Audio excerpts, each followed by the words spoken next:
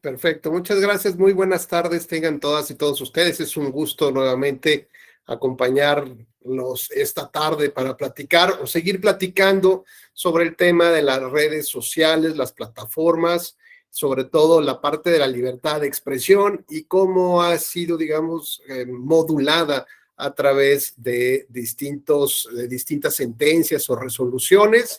Y ayer nos quedamos con un tema interesante, pero evidentemente, antes de arrancar ya esta charla, ofrecerles de antemano una disculpa, pero venía todavía en carretera, así que bueno, pues prácticamente safe and home, aterrizando por acá.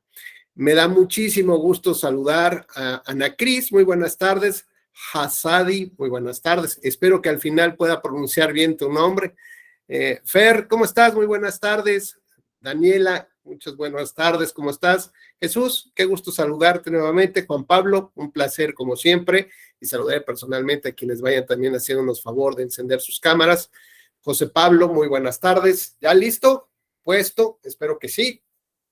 Me parece muy bien, excelente. Bueno, pues ayer, digamos, terminamos nuestra charla después de hacer todo una serie de reflexiones en torno pues al tema de la libertad, a la libertad de expresión. Escuché muy atento cuál ha sido la bienvenida que en su caso les dieron en las redes sociales y lo que ustedes han más o menos manejado, digamos, qué tan cautos han sido, ¿no? Y digamos que ayer quise centrar casi al final la atención a dos temas que son prioritarios, ¿no? Es un paradigma, ¿no? Es algo como medio incomprensible que no queremos dar datos a cualquier persona, que somos muy cuidadosos a quien le damos información personal, pero eso sí, cuando se trata de redes sociales, se trata de una aplicación, se trata de Internet, inundamos, ¿no? Somos tan abiertos y transparentes de brindar toda esta información sin saber cuáles son los algoritmos que están operando en nuestra contra para obtener información, pues para lo que sea, ¿no? Es información que puede ser positiva porque nos puede ayudar a agilizar, pues por ejemplo, recordar una contraseña o nos puede ayudar a completar algunos datos personales, así es como que mucho más rápido, pero bueno, pues también podemos dejar ahí nuestras tarjetas de crédito, nuestras cuentas de banco, nuestros NIPS y prácticamente toda nuestra historia, ¿no? Todo lo que somos. Y justamente tratamos de encontrar cuál es la sutileza, ¿no? Que nos da, digamos, de beneficio en esta relación costo-beneficio. ¿Qué nos da, qué nos impulsa a ser así ante las redes sociales? O sea, somos muy cautos para unas cosas, pero en tratándose de redes sociales, abrimos nuestra puerta, qué comemos, qué desayunamos, a dónde vamos, ¿no? Y todavía hay alguien que pone, y si me ven, si reconocen el lugar donde yo voy a estar, me pasan y me saludan, ¿no? Y la verdad es que uno no sabe quién puede ocupar esa información y para qué fines pueden ocuparla. Por lo pronto les puedo decir que las tarjetas RTF, es decir, que tienen un chip de localización, así como una tarjeta, pues como su licencia, pues de manejo, una tarjeta de Liverpool, ¿no? Una tarjeta que las distingue o nos distingue como miembros activos de un club. Esto puede tener dos tipos de chip que son comunicación RTF. Y esta comunicación, pues lo que sirve es enviar información del usuario y recibir información del usuario, ¿no? Por ejemplo, tiene grandes beneficios para por ejemplo, para la tarjeta de vacunación. ¿Se acuerdan ustedes que antes venían unas carteritas, ¿no? O alguna cosa así. Bueno, pues ahora, con los datos que están capturados en digamos, no capturados porque no tiene una memoria, pero digamos, sirve de instrumento esta tarjeta. Cuando yo le paso información a ese chip, en automático lo manda a un administrador a una base de datos. ¿Y esto qué beneficio tendría? Pues que la mamá que lleva con su hijo a cualquier centro de salud de cualquier parte del país, solamente por pasar la tarjeta, en automático se descargaría todas las vacunas, las últimas consultas, las opiniones de los médicos, los estudios de imagenología o de laboratorio, podrían estar capturados ahí.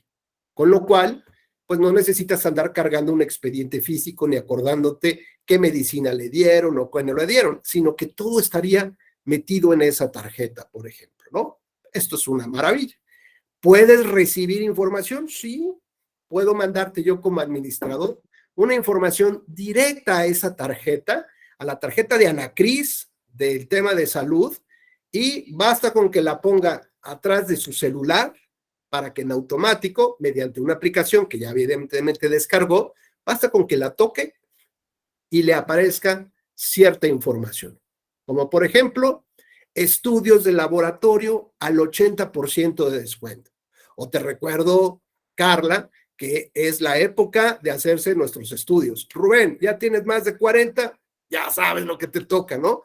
En fin, esta información a través de estos chips RTF, pues está padrísimo. ¿Por qué? Porque nos puede brindar, digamos, nos puede mandar información súper personalizada al portador de la tarjeta. Pero al mismo tiempo podemos también dar información, por ejemplo, geolocalización, ¿no? Así como los chips que le ponen al coche para saber a dónde está el vehículo en caso de que se lo roben o en caso de que se te olvide en algún estacionamiento, o estuvo tan duro el tiroteo en la noche anterior que ya no acuerdas ni de cómo llegaste a tu casa, ni quién te llevó, ni dónde estaba el carro, ¿no? Como tal. Bueno, pues también para eso sirve. O es el mismo chip que también pueden utilizarse en los teléfonos para su localización. Y en el caso, por ejemplo, de Anacris, que tiene su tarjeta, por ejemplo, de alguna tienda de esas de moda, ¿no?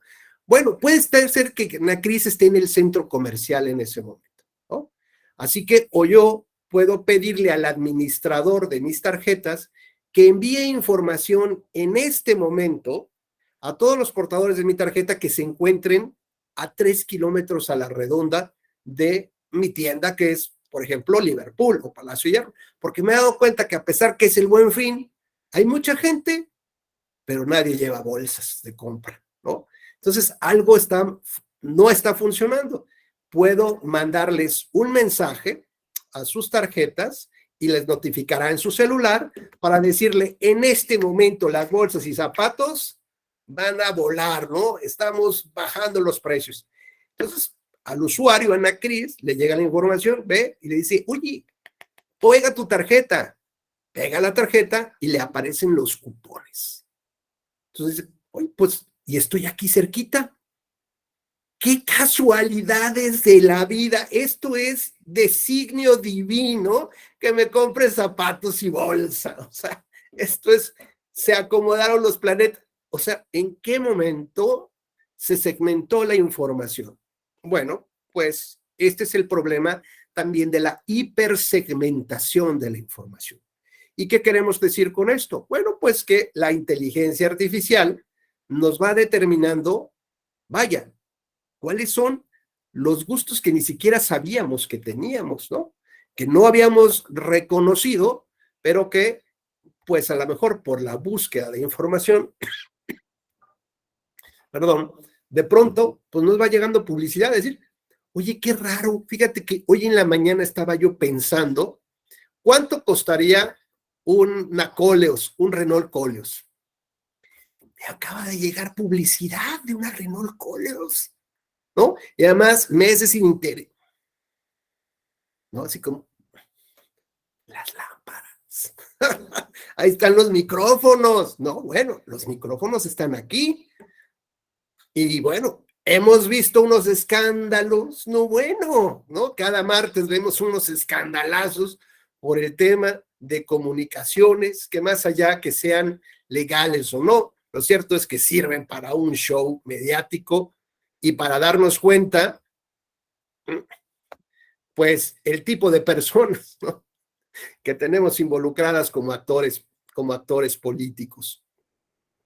Bueno, este tema al que los quiero llevar un poco a la reflexión de la hipersegmentación implica que en la medida que nosotros abramos nuestra casa, abramos nuestros pensamientos más oscuros, alguien o algo los está capturando y los está, digamos, diseñando para que en un momento dado la información sobre las nuevas elecciones le caiga a Neymar.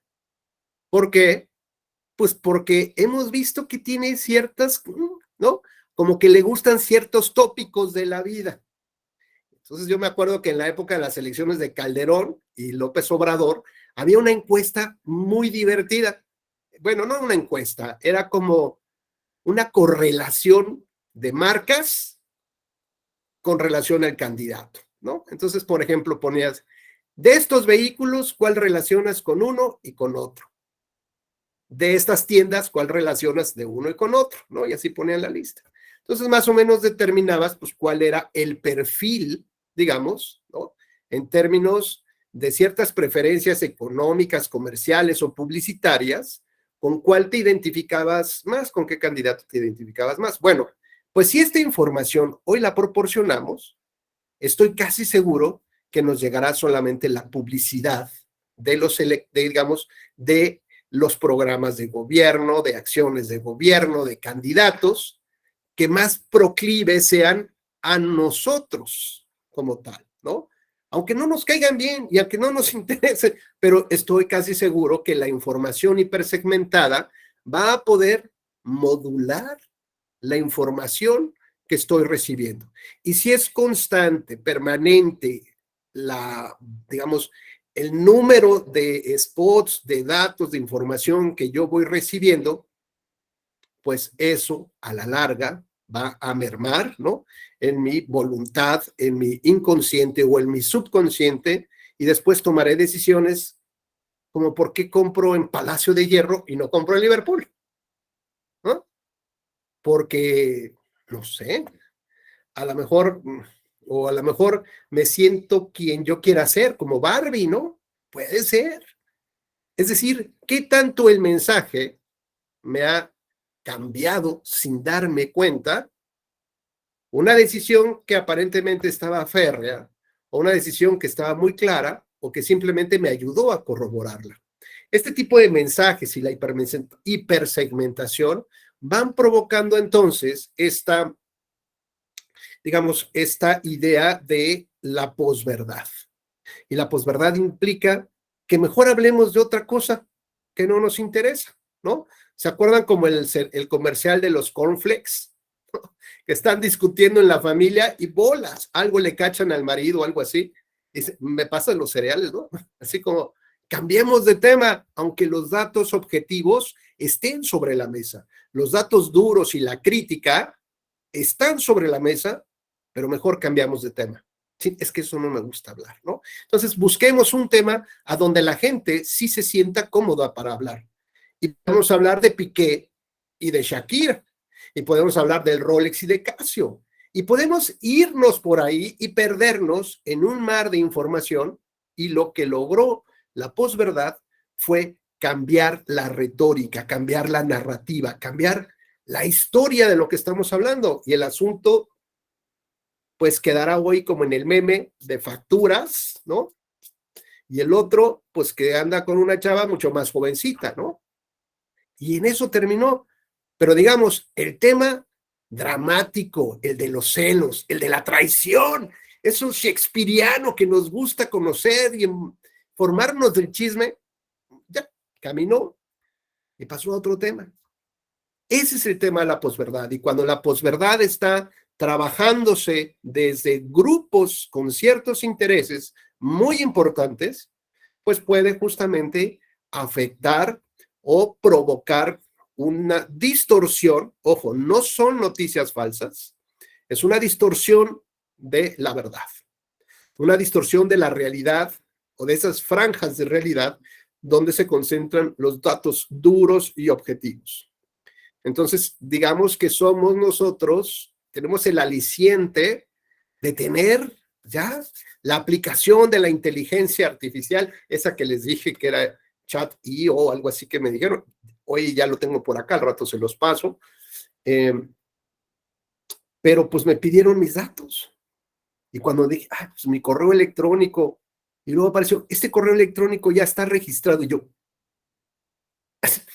¿en qué momento? Es la primera vez que entro. Este correo está, y yo, Dios, ¿quién lo dio? ¿En qué momento? O sea, entonces dije, no, esto es una cosa del diablo, no, no, esto es del demonio, mejor yo no le hago, y afortunadamente, no sé qué pasó, pero mi clave, le metí una clave y empezó, ya saben, ese circulito raro.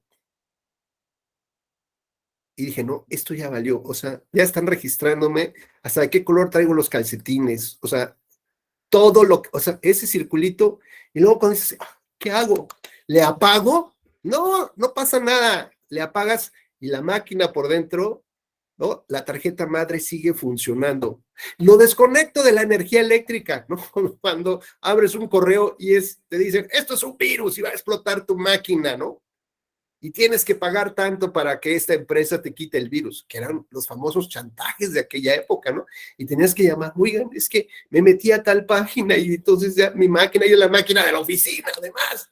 Y entonces me van a correr si saben que yo estoy viendo este tipo de contenidos. O a lo mejor estoy fabricando memes en contra de un candidato, como les pasó en una época a los funcionarios del IFE. Eso fue, la verdad es que, bueno, tuvieron muy mala suerte. Era la época en que se empezaban a circular por correo. ¿Quieres que te la mande? Pues sí. Empezaban a circular, digamos, como los memes, pero eran por correo electrónico, ya ven. Eran épocas rudimentarias, eran cavernícolas en temas de la tecnología. Bueno, pues esas me empezaron a llegar unos memes y chistes, la verdad eran de López Obrador, aquí entre nos, que los abogados de Morena no se enteren, pero eran de López Obrador, era candidato en aquel entonces, y la verdad estaban divertidas. Siempre hay cuates que son muy simpáticos y mandan una joya, puede ser, otros que ya son muy malas, pero hay unos que son una joya. Y uno está tentado a decir, ay, se lo voy a pasar a mi hermano, a mi primo, ¿no? Al abogado de los de López Obrador, para que también se rían un ratito ahí. Pero dices, no, pues que es que aquí son medios intensos estos brothers, ¿no? Aquí sí no, pero ¿qué creen? Los del IFE sí lo compartieron. Y entre ellos se andaban mandando los mensajes y los memes sobre un candidato. Bueno, pues cuando esto por ahí salió alguno de los abogados de Morena, ¿no? O perdón, del PRD, pues dijeron, ¿cómo es posible que una autoridad electoral, ¿no? Los funcionarios se estén mofando de los candidatos? O sea, tienen razón, o sea, tenían razón. Digo, no había que ser tampoco tan exagerado. Tampoco es que hubieran exigido, ¿no? Un juicio popular ahí en la plaza, ahí de afuera del IF, ¿no? Pero la verdad es que se molestaron, hicieron la denuncia en el consejo, muy prudente, tengo que reconocer, muy prudente, porque no dijeron, y quiero la cabeza de ese. No, o sea, dijeron, o sea, se están pasando, ¿no? Este no es el papel de funcionarios de una autoridad imparcial, pues, o sea, no. Y luego dijeron, no, es que también están los de Calderón. No, bueno, pues, o sea, peor, no pueden hacer eso de ningún candidato. Y la verdad es que los corrieron a esos colegas por andar mandando mensajes así, ¿no? Entonces, bueno, pues esto también fue una como llamada de atención, decir, pues lo privado, que quede en lo privado. Pero cuando lo privado se convierte en público, entonces empezamos a complicarnos. Y entonces decíamos ayer, con esto terminábamos, y quisiera yo abrir un poco, digamos, aquí la mesa, ¿no? Este es nuestro cuarto grado, quinto grado, no es tercer grado, nuestro cuarto grado, quinto grado. Abrir la mesa, ¿se acuerdan con este caso que se plantea en el que un candidato a la presidencia de la República tiene su cuenta en Facebook o en Twitter? Es personalísima. Y así pone, mensajes a título personal. No involucro a nadie más.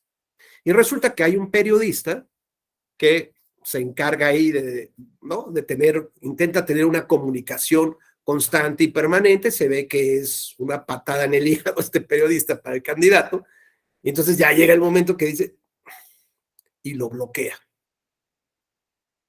Acude a las instancias correspondientes, tal vez las primeras de las redes sociales, que son instancias privadas, pero que tienen sus comités de ética, y eso también lo hablaremos un poco al respecto. Estas instancias pues, no pueden tal vez resolverle el asunto, y acude a las instancias judiciales. ¿Y qué es lo que denuncia en esas instancias? Lo que denuncia es que lo bloquearon y que él necesita tener interacción, que su libertad de expresión implica varios conceptos, como cuál, pues como el hecho de tener información, de poder compartirla, de poder interpretarla, darle su propia visión, ¿no? Tener una información clasificada, es decir, pero si yo no puedo tener esa interacción para obtener respuestas por parte de ese sujeto, pues entonces hay una limitante a mi libertad de expresión. Pero por otro lado está la limitante de su derecho absoluto de libertad de expresión está restringido por otro derecho fundamental.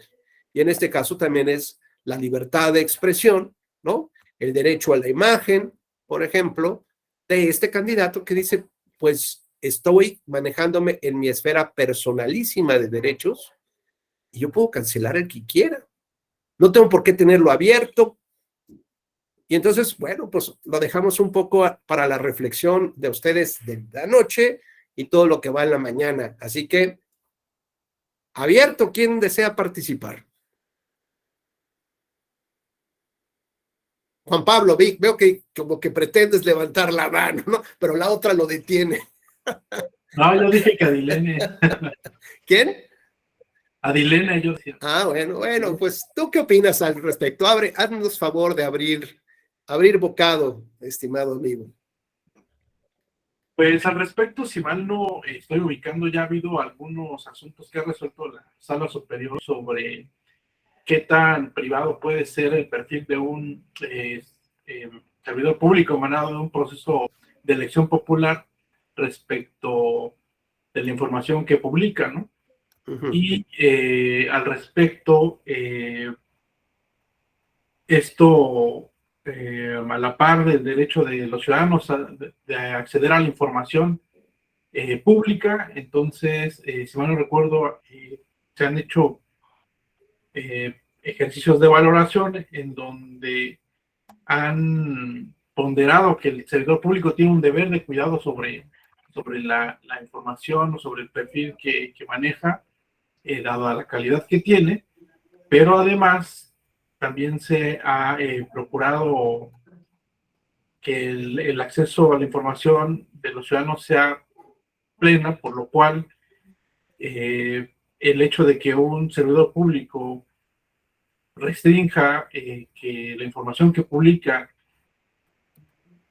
no sea abierta para todos o que limite a unos cuantos, pues puede ser violatorio del derecho de acceso a la información. Ok, pero ¿qué piensas tú en realidad? Digo, eso es lo que nos dice el tribunal, pero ¿qué piensas tú sobre este conflicto? Pues yo lo que puedo advertir es que sí se tiene que hacer una reflexión muy en serio de cómo está funcionando el ejercicio de la libertad de expresión frente al derecho a la dignidad humana de las personas, tratándose, por ejemplo, de candidatos a puestos de elección popular.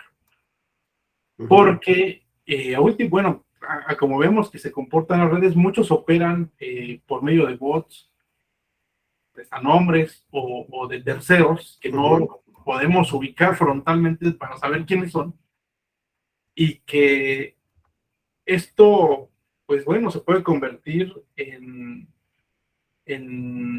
un auténtico daño a las personas, ¿no? Quienes ejercen un derecho político electoral para ser votado, pero que hasta estos momentos lo que he visto, al menos como tendencia en los tribunales, es que se privilegie la libertad de expresión y que ni modo, o sea, los candidatos, las personas aguanten lo más que se tenga que aguantar cuando hay un debate duro o hay una crítica severa en contra de ellos o de sus personas, ¿no?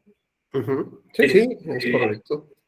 Yo digo, creo que en algún momento se tiene que revisar, porque tampoco es que haya con mucho control o mucha revisión de las redes sociales, ni tampoco mucha cooperación de las redes sociales. O sea, es difícil que les contesten en un requerimiento a las autoridades para dotar de información sobre quiénes son los administradores de ciertos perfiles.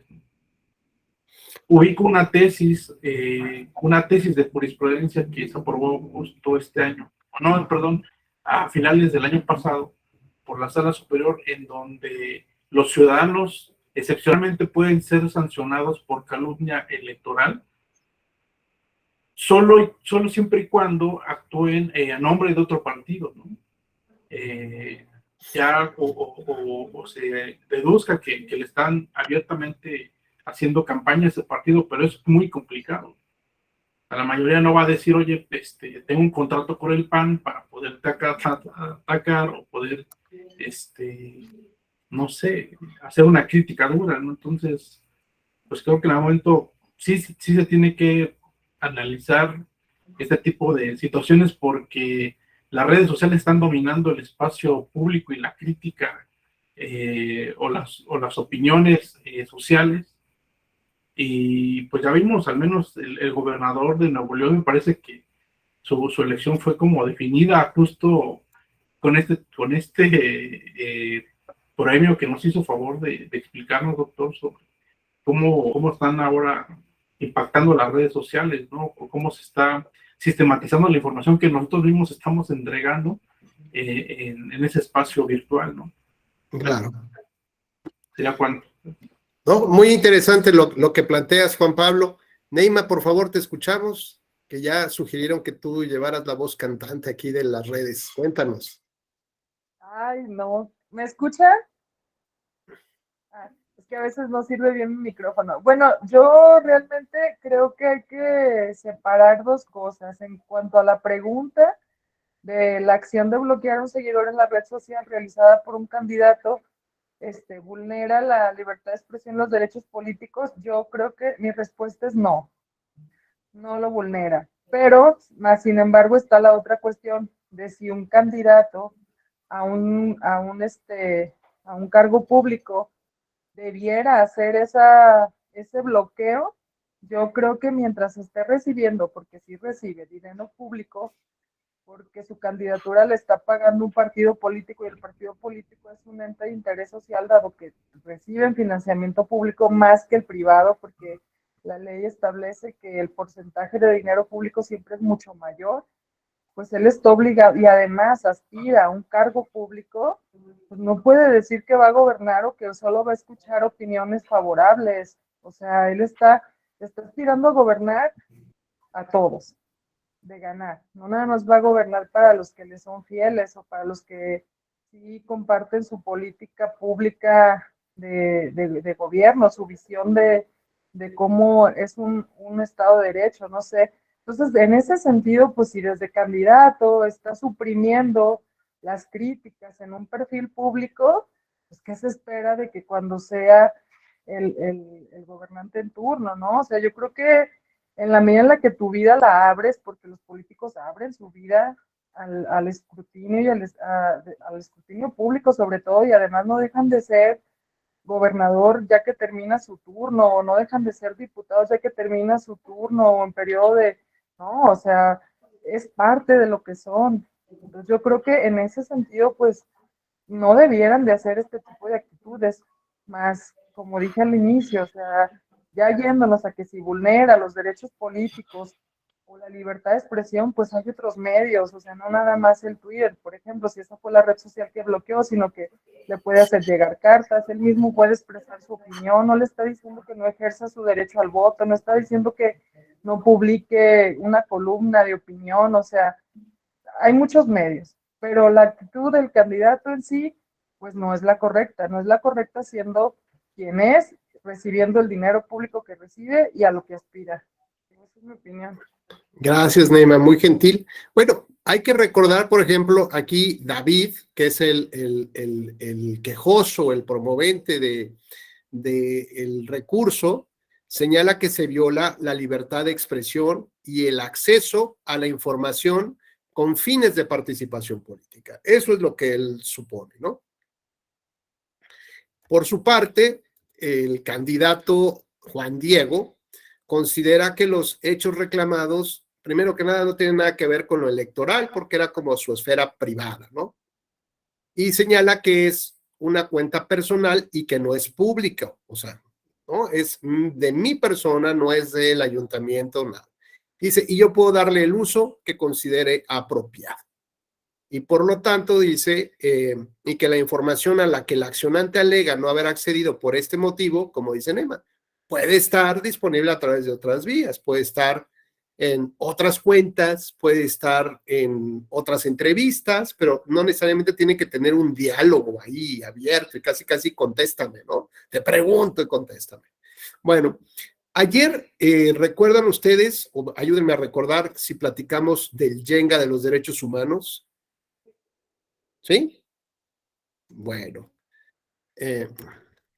Ayer no fue, profesor, pero sí fue en otra de sus clases. Usted inició diciendo que usted comparaba los derechos humanos con un juego de Jenga, porque se van elevando y se van compaginando y a veces se cruzan entre lo que se protege y lo que no. Entonces, a lo mejor aquí entra un conflicto de derechos en cuanto al derecho a la privacidad que tiene el candidato con el derecho a la información que tiene otro. O sea, muchas veces se coalicionan diferentes tipos de derecho, pero no tanto, o sea, siempre se tiene que llegar a un punto medio que es el interés público. ¿Hasta dónde llega mi derecho hasta que no te afecte a ti, no? Yo creo que ese es como que los límites.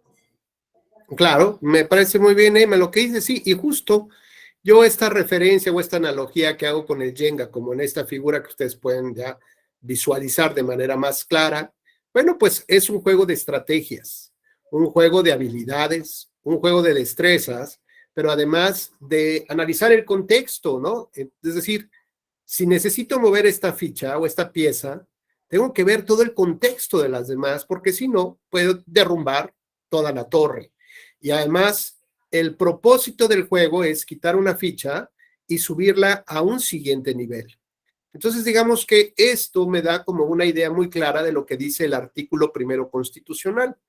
Vivimos y debemos de proteger un sistema que se basa en derechos humanos, es decir, desde la óptica del derecho, la aplicación del derecho por legisladores y por jueces, tiene que ser en función de los derechos humanos. Y hoy te voy a poner un ejemplo de dos visiones complejas. Ahora bien, cada una de estas tablas representa un derecho humano. Cada una de estas tablas, digamos que tiene el mismo peso, las mismas dimensiones y el mismo color. Sin embargo, hay tablas que tienen un doble peso o una doble dimensión. Y esta doble dimensión es porque en el mismo derecho humano hay dos vertientes. Por ejemplo, la de la libertad de expresión de una persona, pues es una tablita como estas, común y corriente. Mientras que la tablita que le corresponde a la libertad de expresión de un periodista es doble. ¿Por qué? Porque tiene una doble dimensión. El derecho o la libertad de expresión personalísima y el segundo, el derecho que tiene a informar y a generar una opinión crítica, ¿no? Es decir, va compuesto, pero además ya no es café la tabla, es una tabla color dorado. Y en el instructivo, en ese instructivo nos recuerda de qué se tratan los distintos colores. Y cuando dice que tiene un color dorado, significa que requiere una mayor protección por el Estado. Es decir, que el Estado no protege todas las tablas, no, sí, las protege, pero hay unas que tiene que proteger con mayor intensidad. Y esta mayor intensidad implica que en el contexto social o cultural en el que estamos viviendo, a ver, están matando periodistas, ¿no? O sea, entonces, el Estado tiene que volcar todo su aparato para protegerlos de una mejor manera. Con lo cual, si nos damos cuenta, por ejemplo, de la libertad de expresión de Adilén, pues Adilén tiene una tablita como la de Rubén, ¿no? Del mismo tamaño, porque somos ciudadanos, digo, no sé si sea candidata ella o quiere ser candidata, pero Adilén y yo creo ahorita somos meros ciudadanos. Y entonces tenemos tablas con el mismo peso, contenido, colores, dimensiones, etcétera. Pero la del candidato es una tabla más reducida. Es como, o sea, hay una pieza que está chueca, que llegó mal de fábrica. No, nos vamos a las instrucciones, que es, digamos, nuestra jurisprudencia, nuestros criterios, y entendemos un poco lo que decía Neima. ¿En qué sentido? A ver, el que se alquila para candidato, que se aguante. El que se alquila para candidato se coloca en la arena pública de la crítica, y que puede ser una crítica muy dura. ¿Por qué? Pues porque a lo mejor a mí me molestan mucho los candidatos de representación proporcional. Esos no hacen campaña, son unos vagos, ¿no? Y puedo decir misa respecto de ellos. Y durísimo. Pero es una crítica dura a la figura del candidato que va en la lista de representación proporcional. Se coloca en el debate público, por lo tanto, su ficha, su pieza va siendo menor. ¿Qué pasa, por ejemplo, cuando entra en conflicto dos fichas, la ficha de Adilén y la de ese candidato? Pues es evidente quién tiene más peso y que el Estado debería de proteger, ¿cuál? Pues a la ficha normal. La otra no, porque tú te colocaste en esta situación, tú quisiste reducir tu ficha al exponerte públicamente. Y si ahora confrontamos la de Ana Cris, que es la periodista, con la ficha del candidato, bueno, pues con mayor razón la desplaza. ¿Por qué? Porque tiene una doble dimensión y tiene una mayor protección. Oye, pero está en el campo de los derechos. Estoy de acuerdo. Sin embargo, cuando entra en conflicto dos derechos fundamentales, no significa que quito una tabla y la guardo, no elimino un derecho. Al contrario, tengo que tener la suficiente capacidad, inteligencia, habilidad y visión para subirla al siguiente nivel. Y el siguiente nivel es cómo protejo la libertad de expresión de los periodistas en las redes sociales. ¿Cómo protejo la libertad de expresión? O sea, está muy claro aquí el periodismo, concepto periodista. ¿Quién es periodista? ¿El youtuber es periodista? ¿Lo debo de proteger al igual que a un periodista? ¿Al youtuber? ¿O al influencer? ¿O alguien que se adscribe periodista, ¿no? Así como se autoadscribe LGTB, se autoadscribe periodista. ¿Por qué? Pues porque Rubén escribe en las redes y yo quiero informar lo que pasa, ¿no? Lo que pasa, que he comido, dónde he dormido, qué he hecho, bueno, puedo convertirme en informador en las redes. Y el Estado, digamos, me tiene que proteger igual que el concepto clásico del periodismo en su doble vertiente. Bueno, de eso se trata el artículo primero constitucional. De eso se trata el juego. Tratar de subir al siguiente nivel. Y el siguiente nivel nos dice el artículo primero constitucional, párrafo primero, última parte. Cuando hay duda, cuando hay conflicto, no te conflictúes tú. Utiliza la interpretación pro homine. Oye, pues sí, pero es que acá hay dos pro homines, ¿no? ¿A quién beneficio? Pues ve el peso que tiene cada tabla, ve el color que tiene cada tabla, y en esta época, tal cual, pues tienes que protegerlo a ellos. Oye, pero fíjate que ahora la tengo, la de un periodista y la de una candidata mujer.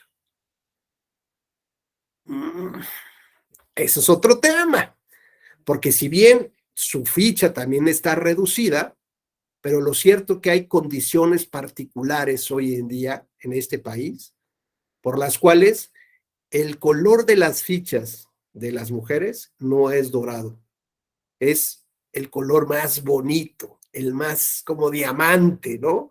Con luces espectaculares y brillitos que reflejan, así como los brillitos de las niñas, ¿no? Que los ponen aquí en el cabello, lo mismo pasaba.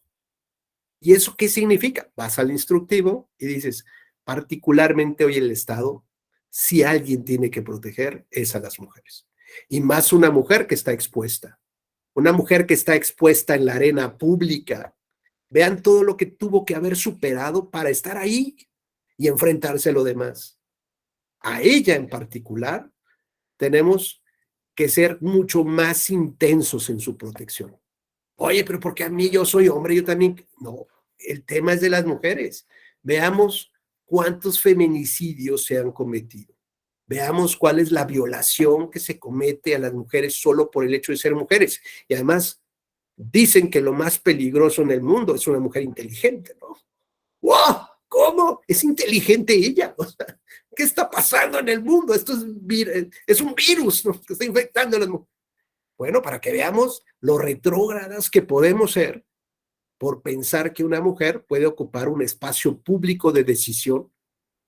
No, es que aquí somos muy machistas en Nuevo León, nunca va a haber una candidata, así me lo han dicho, una candidata mujer, o sea, una gobernadora, no, hombre, eso le cuelga. Primero nos anexamos a Texas y después digo, bueno, pues está bueno, ¿no? Cada quien toma sus opiniones. Y luego lo vemos con los partidos políticos, con el tema de las Juanitas. Ah, sí, vamos a respetar la cuota de género y la paridad. Tomen, ¿no? Porque ahí van como suplentes hombres, para que el primer día las mujeres, ¿no? A la planchada y a la lavada y otras cosas, anden, ¿no? Y subimos a los hombres, o sea, traidores, ¿no? De sus propias mujeres militantes. Ya está bien, es la última, ya no va a haber más Juanitas. Ahora, va, conste, ya no la vuelves a hacer, ¿no? Tienes que poner a las mujeres candidatas. Y las mandaban al quinto infierno. O sea, donde, bueno, creo que no había ni un militante ahí, no creo que ni la mamá de nadie votaba a favor de ese partido y ahí las mandaban a competir, pero ya cumplí mi cuota. O sea, traidores otra vez. Y el tribunal tiene que volver a emitir acciones afirmativas para decir, oye, no te pases, compadre. O sea, a ver, o sea, tienes que ponerla también donde haya espacios donde también pueda ganar, ¿no? Es que ya tengo yo el compromiso con el candidato. Es que ya ese presidente municipal se va a reelegir. Es que él lleva trabajando 3 años. Es que ya se lo había prometido. La última vez fue el que aportó la lana y le dije al final, bájate porque viene el sobrino. ¿No? Viene el sobrino de... Y ni modo que, o sea, por favor, pero tú, que siempre es luchón, sabes esperar tu turno, espérate 3, 6 años, ¿no? Y ahí va el otro. Y de pronto le dice, pues va mujer, ¿no? O sea, esto es una violación de derechos de los hombres, ¿no? ¿Cómo es posible que esto hagan? Bueno, pues veamos entonces que cómo este juego del Jenga nos reproduce muy bien cómo funciona o debe funcionar el sistema de los derechos humanos y cómo hay tablas que están soportando a otras, cómo hay derechos humanos que de alguna u otra manera entran en juego para darle vida a otros derechos humanos, pero al mismo tiempo pueden entrar en colisión, están siendo presionados por otro conjunto de derechos humanos o impactados, ¿no? Movidos todavía, así como arrinconados, pero no los podemos quitar. Tal vez pueda ceder uno frente a otro, ¿no? Pero no podemos quitar ninguno porque entonces perdemos la idea del juego. Y como siempre, la idea es maximizar los derechos humanos y cuando hay un conflicto, hacer una interpretación pro homine significa subir al siguiente nivel, ser creativo, y el gobierno tendría que despertar todos los días preocupado por jugar el Jenga de los derechos humanos. ¿Cómo subo al siguiente nivel los derechos humanos de las personas? No cómo se los restrinjo, sino cómo subo. Y bueno, cuando haya que restringir, pues bueno, serán medidas que tenga yo que implementar por alguna razón, pero el asunto más importante es que yo tengo que despertar preocupado por ver cómo subo el siguiente nivel. Si es que me creo que vivo en un estado constitucional, democrático, de derecho y que respeta los derechos humanos. Me parece que Hasadit quería hablar y después Adilén. Gracias, buenas tardes. Justo cuando estaba hablando sobre la protección que tiene la intimidad de las figuras públicas, por así decirlo, encontré una resolución del Amparo 1005-2018, en donde pues se dio 3 tesis, pero creo que la más importante y como que viene más a lo que estábamos hablando era que el espectro de protección de derechos de intimidad de los servidores públicos se ve disminuido, puesto que ostentan un grado mayor de notoriedad e importancia en la sociedad debido a las actividades que desempeñan en el ejercicio de su gestión y el uso de recursos públicos. Como decía Nelma, pues sí, o sea, creo que sí se le debe a la población, a la ciudadanía en general, que se le paga por el puesto en el que están o el puesto en el que quieren estar. Entonces creo que sí deberían, pero también viene otro criterio en donde habla que sí se puede bloquear a una persona solamente de manera justificada y entrando a calumnia y todo ese tipo de cosas. Era todo. Gracias. ¿No? Me parece muy bien. Y aquí lo relevante es que no necesitamos acudir a una jurisprudencia, ¿no? A que nos definan ya los alcances, porque como sociedad, con la reflexión y el debate, podemos llegar a los mismos resultados que 11 ministros, ¿no? De una Suprema Corte. Pues eso lo sabemos, basta que nos sentemos un ratito a platicar de café y podemos obtener justamente los mismos alcances y respuestas, porque son derechos de los humanos, de las personas, y no necesitamos que alguien nos diga de qué van nuestros derechos, ¿no? Pues nosotros... Claro, pero es bueno que lo tengas ya en un papelito que tenga un respaldo un poquito mayor a solo una plática de café, ¿no? Claro, pero ¿sabes qué pasa ahí? Que aquí lo importante es ver si, cómo podemos subir al siguiente nivel. Dices, bueno, pues en ciertos casos como la calumnia, vamos a, por ejemplo, ver el tema de si las groserías, los insultos están protegidos por la libertad de expresión en el tema de las redes sociales, ¿o no? O sea, es decir, vamos al siguiente nivel todavía, ¿no? Pero ahorita vamos a entrar. Pero exacto, qué bueno que mejor quede claro, por si algunos todavía no entienden, algunos jueces no entienden de qué va este tema, bueno, pues que ya lo tengan claro. Y a veces, aunque lo tengan claro, ni siquiera lo buscan y se les olvida, ¿no? Bueno, Adilene, por favor. Hola, buenas tardes.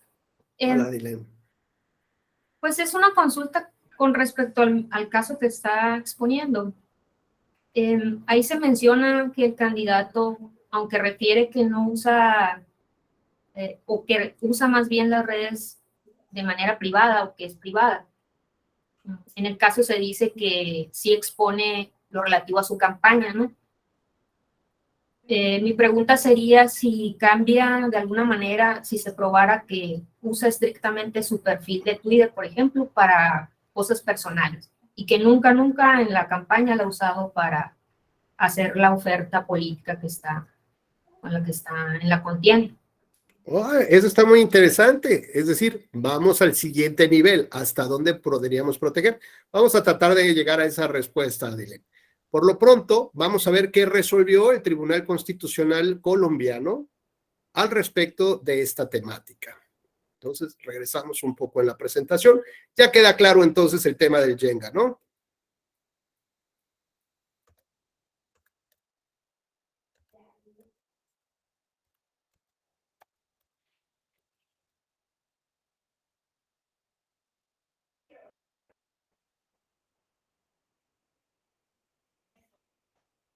Listo.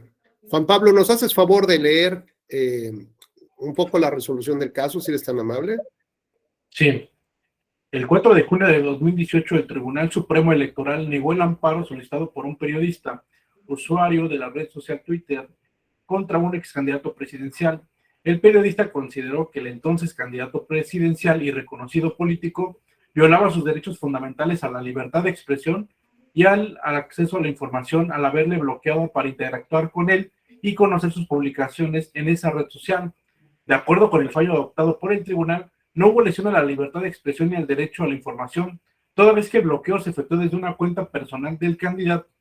A su juicio, los candidatos presidenciables tienen plenas facultades para gestionar o administrar sus cuentas sin que pueda darse injerencia alguna del Estado. Bueno, interesante. Hasta aquí, Juan Pablo, ¿crees que sea, digamos, como que agranda la libertad de expresión? ¿O es una sentencia, un criterio que reduce la libertad de expresión?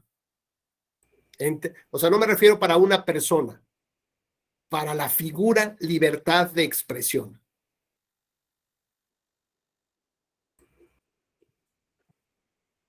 Pues, acorde con la resolución, parecería que la reduce, ¿no? Porque está facultando al titular de una cuenta privada el que pueda prescindir de alguien en esa red, ¿no? Claro, porque un poco, digamos, el debate surge en torno a la figura. Eres un candidato, ¿no? Y se supondría que como candidato estás exponiendo, digo, hacemos a un lado, ponemos entre paréntesis el comentario de Adilén, pero entenderíamos que en esa cuenta del candidato, que es personalísima, pues está subiendo cosas que tienen que ver con su postura, ¿no? Con qué piensa de la seguridad, de la justicia. Además, ya saben que siempre se puede encontrar, ¿no? Como un poco creativo el asunto, como qué difícil es transitar porque no hay vías y tal, ¿no? No hay carreteras, o qué difícil es tener que pagar la canasta básica, fui al súper y ya no me alcanza, ¿no? Bueno, son creativos y finalmente puedes tener una postura, digamos, de la persona, pero la persona que es candidato. Y entonces, si recuerdan ustedes un poco, nuestro subtema era entre lo público y lo privado, ¿no? O sea, ¿cómo distinguir una cosa de otra? Y entonces Adilén dice, bueno, ¿qué tal si logra demostrar, ¿no? De verdad un segmento que solamente es para puros temas personales.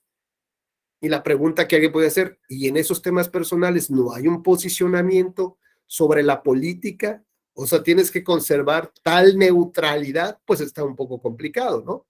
Como que es más fácil, digamos, entender cuál es su papel como una figura pública y que está siendo candidato y no a cualquier cargo, a un candidato a la presidencia de la República. Por lo tanto, la arena en la que te colocas, ¿no? Como decía nuestra compañera Hassadi, la arena en la que te colocas es más movediza, no es tierra firme. Realmente te colocas en un lugar donde la figura es la más importante dentro del sistema más importante que existe en Latinoamérica, que es el sistema presidencial, y tú juegas en el papel principal.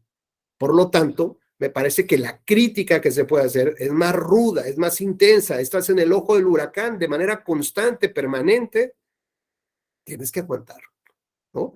Y me parece que en el contexto de la discusión social, creo que a todos nos gustaría, pues que hubiera este diálogo, ¿no? Que esa persona, si está en las redes, pues responda a ese periodista o a mí, decir, oiga, ¿y usted qué piensa sobre el tema del bombardeo en Irán? Bueno, pues también dependerá la política exterior. Pues claro que me preocupa. Y me preocupa no porque sea hasta Irán, pero ¿qué tal si el problema está aquí? O sea, está muy cerquita de nosotros. Bueno, pues me interesa saber qué va a pasar con los migrantes que vengan de Centroamérica. Y sobre todo porque a lo mejor yo vivo en Chiapas, ¿no? Y ya no tenemos que comer y vamos a tener que recibir a todos los colegas de Belice, Guatemala, Honduras. ¿Y de dónde o cómo? Bueno, pues me interesa saber, porque quiero saber qué vas a hacer, ¿no? Bueno, claro que esto finalmente comparto yo la idea de Juan Pablo y sobre todo un estudio que se los voy a compartir, un estudio que se hace sobre la libertad de expresión en América Latina. Esta, digamos, es una como especie de observación internacional del avance que tiene la libertad de expresión como uno de los pilares de la democracia representativa, ¿no? ¿Qué tanto va avanzando o qué tanto se acorta? Porque es una sintomatología, ¿no? De qué tan lastimada, digamos, en ese rubro está la democracia o no. Adelante, Juan Pablo, por favor, si me haces favor de seguir leyendo. Y ahorita regresamos con Hassadi. Sí. El fallo también indicó que la ciudadanía podrá evaluar cómo influye en su decisión electoral que un representante partidario acepte o elimine a un seguidor de una red social o bloquee su acceso a una determinada cuenta por discrepar de su propuesta electoral u otras razones. Pero en el Estado democrático no es admisible que un órgano estatal, así sea el Tribunal Supremo de Elecciones, imponga criterios sobre el uso de esas herramientas informáticas en detrimento de la libertad personal y la autonomía de la voluntad inherente a toda persona. Bueno, parece que es intachable el tema. Lo que finalmente nos quiere decir el tribunal, bueno, pues él sabrá lo que hace, está en su derecho, pero que se dé cuenta que I'm watching you all the time, ¿no? Que lo están viendo y que si no acepta una crítica ¿no? Y que ya está bloqueando a todos, pues significa probablemente que ese va a ser el papel que asuma si es que llega al gobierno, ¿no? De no querer, de bloquear y no entender esto. Pues mejor que no tenga Twitter y ya, puede ser, ¿no? Pero dice, ningún tribunal, ¿no? Ningún órgano del Estado puede limitar la libertad de expresión de las personas, que ese es un tema muy interesante. Hay voces que dicen que la única manera, o sea, que el peor error que puedes tener como Estado es regular la libertad de expresión.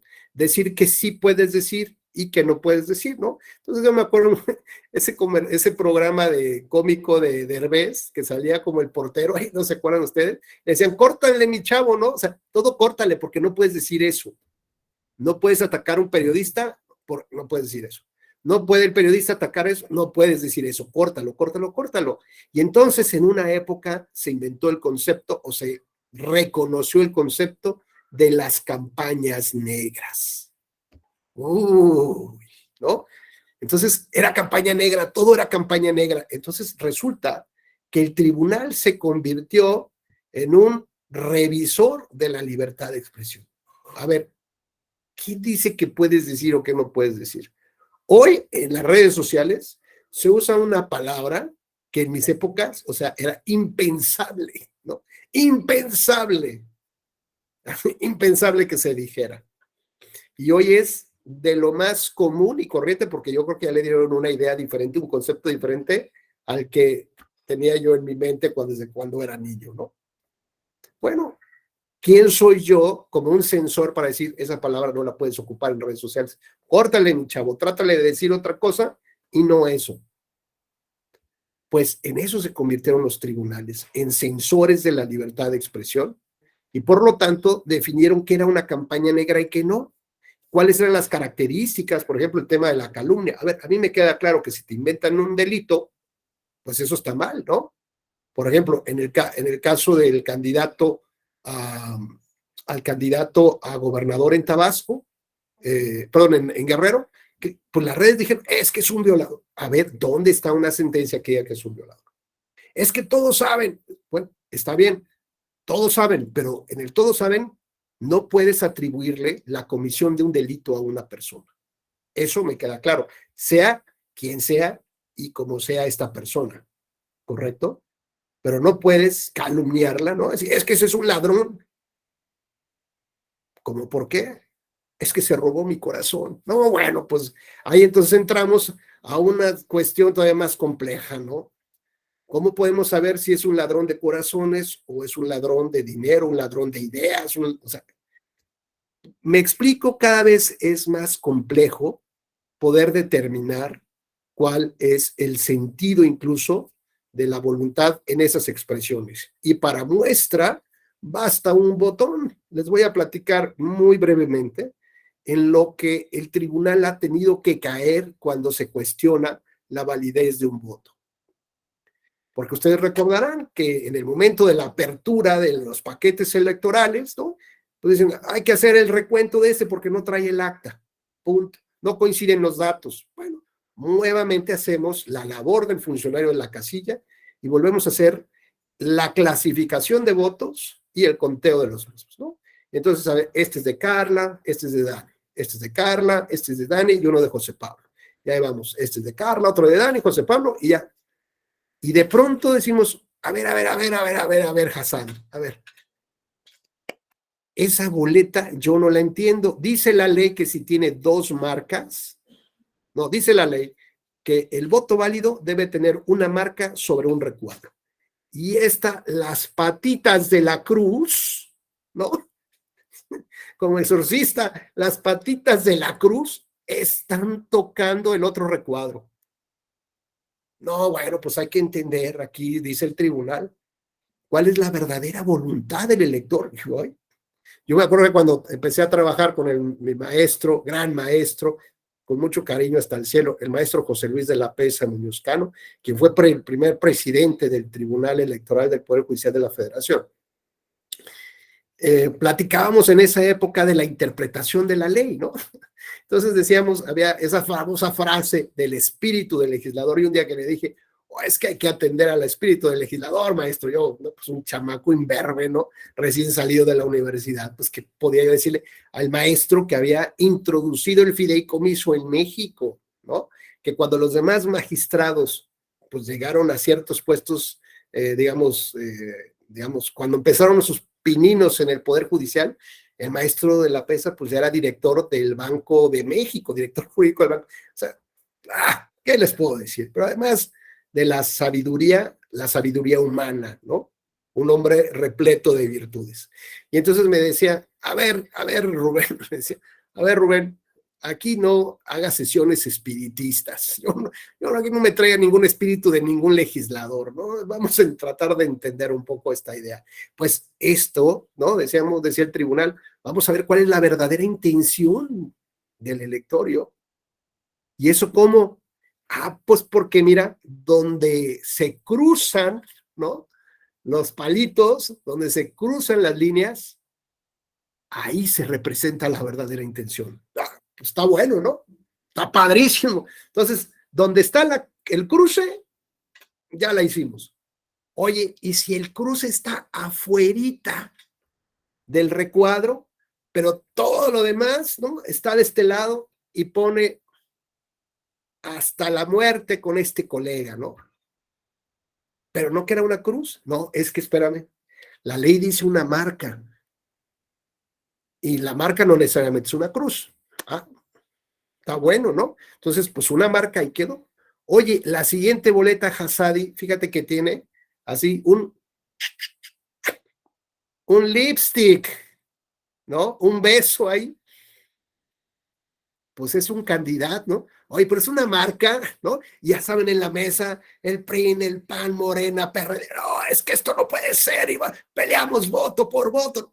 Y es un beso, así de, ¿qué significa un beso? El lápiz del labio. ¿Qué intención tendría la chica o el chico que le dio el beso al... Pues es el beso de Judas, diría uno, ¿no? Es, pues, en nuestras máximas de experiencia, razonamos que es un voto válido en favor de esa persona, ¿no? Y luego encontramos otra, ¿no? Y donde tiene la cruz, por ejemplo, ¿no? Y por un ladito dice, yo no creo en los candidatos ni en los partidos, y por mí, váyanse a la porra. Pero hay uno que tiene una cruz. ¿Cuál será la verdadera intención? ¿Lo de la cruz o las groserías que puso de todos los candidatos? Creo que en esta ocasión, como pues hay dudas, oye, pero dice que tiene que ser una marca y la marca está bien. Lo demás puso una letanía, o sea, puso su biografía, así. No, no, pues sí, ¿dónde está la cruz? Bueno, pues está bien, ¿no? Entonces luego la siguiente boleta, fíjense que tiene normalmente, donde sabemos que hay una cruz, a pesar de cualquier otra mancha, a pesar de cualquier otra marca, decimos, no, donde se cruza. Y luego resulta que hay otra boleta donde tiene, en el lado de Ana Cris, tiene una palomita. Y en las otras tiene cruces. A ver, no que era, a ver, si tomamos en cuenta las cruces, se anula el voto. ¿Por qué? Porque todos tienen cruces, excepto Ana Cris, que tiene palomita, estrellita o sello de abejita, el que quieran ustedes. ¿Cuál es la verdadera intención? Es que la palomita también la hemos utilizado como un símbolo de aprobación. Oye, pero ¿no eran lo de las cruces? ¿No que era una marca cualquiera? Bueno, ahora imagínense, se ponen el dedo acusador, ¿no? El dedo del maleficio, el dedo del medio, pintado en alguno de los candidatos, como la única marca.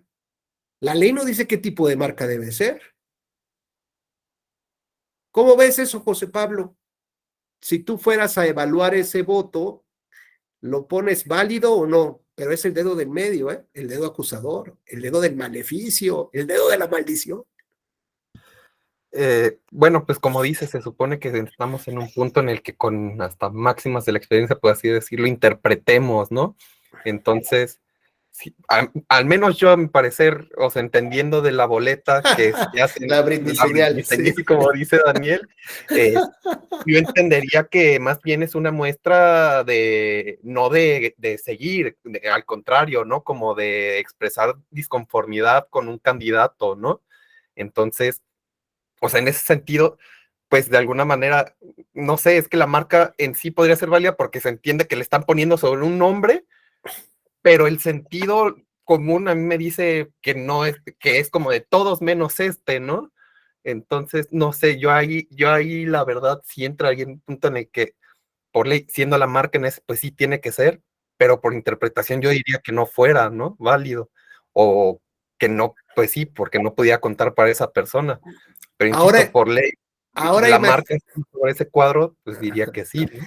Oye, José Pablo, ahora imagínate, bueno, hay un libro que habla de un montón de significados, que tiene una palabra que es muy común para los mexicanos, que empieza con CH y luego sigue una I y luego una N, ¿no? Así como de chin y lo que sigue. Y hay todo un libro que describe para los distintos usos que hacemos que utilizamos esa palabra, para cosas muy buenas y para cosas muy malas, por ejemplo, ¿no? Para decir, soy un fregón, como ya me cargó, ¿no? La bruja, o ya me cargó el payaso, dice, ¿no? Bueno, pues imagínate que tú le das una interpretación y yo le doy otra interpretación y formamos parte del mismo colegiado. ¿Cómo vamos a determinar cuál es el sentido del voto? Y además, imagínate que es una elección que se está decidiendo por 4 votos y el pueblo está afuera del tribunal, ¿no? Y ya se están agarrando a golpes. Es más, Secretaría de Gobernación mandó a la Guardia Nacional, va en camino al pueblo porque están incendiando el Comité Municipal Electoral y tienen amarrado al presidente municipal al poste en el Zócalo y lo van a incendiar, lo van a quemar. Ahora Bueno, imagínate, te la voy a poner más fácil o difícil, como quieras verlo. Hay unos jeroglíficos que normalmente ponen en las puertas de los baños públicos de hombres y mujeres. Ya sabes a cuál me refiero. Imagínate que pongan esa, porque además lo tenemos documentado, José Pablo. Forman parte, digamos, del conjunto de boletas que yo muestro de pronto ahí, ¿no? Que en la escuela tenemos también ya de broma documentado una boleta donde viene esa figura. ¿Qué interpretación? Mi pregunta ya, no quiero complicarte la vida.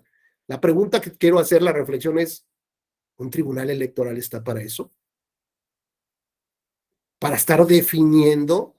¿O no acaso lo que hicimos fue abrir una caja de Pandora y empezar a interpretar la voluntad de cualquier gráfico, de cualquier beso, de cualquier anuncio, de cualquier cosa? Que el mexicano es recreativo además, o sea, es bien creativo para ponerlo ahí, pero el tribunal se está complicando cada vez más. ¿Por qué? Pues porque es imposible determinar la voluntad de un elector. No es más fácil decir, a ver, no está así, lo anulo. Oye, es que la libertad y el derecho, y mira, que hay que buscar. Bueno, pues ya se complicó el asunto, y ahora ¿cómo sale de ese berenjenal? ¿Cómo sale de esa arena movediza? Imaginemos de verdad el caso donde la elección se decida por un voto, donde están los manifestantes, llevan 3 días en el tribunal, afuera del tribunal, hay amenazas también están bloqueando las calles, hay una amenaza de bomba, de hecho, llegó una vez a estallar una bombilla, o no sé qué fue, ahí en el propio tribunal. Y además, el pueblo está incendiándose. No puedes caer en ese tema. Yo pienso, ¿no? Digo, qué complejo es también para un tribunal, pero también hay que tener mucho cuidado con saber qué puertas abres, porque si no, después es muy complicado salir. ¿Quién me pidió la palabra? perdón, yo creo que sí, Sí, sí adelante, José Pablo. está bien o sea, hasta cierto punto que haya esta flexibilidad en la que también no se quede uno limitado a los meros formalismos, ¿no?